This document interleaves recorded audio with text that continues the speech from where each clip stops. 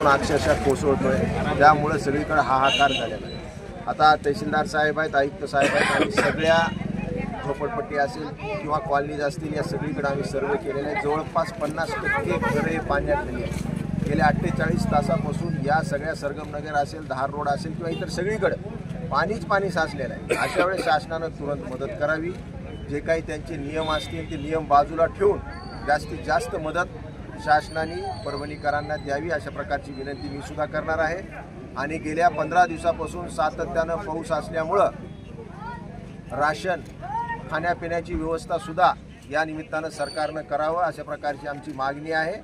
सर्वे सगळीकडे होत आहे। सगळ्या लोकांना घरामध्ये पाणी गेल्यामुळं आणि जवळपास 48 तास 72 तासापासून लोकांच्या घरामध्ये पाणी। साहेब आपण 2-4 दिवस पंचनामे केल्यानंतर घराचे तुम्ही अकाउंट नंबर आणि आधार कार्ड दिल्यानंतर 24 तासाच्या आत त्यांच्या अकाउंटला पैसे जमा होतील अशा प्रकारची व्यवस्था आम्ही या निमित्ताने केलेली। 1,000ची मागणी आहे। तुम्ही NDRFचे नाव बाजूला ठेवा।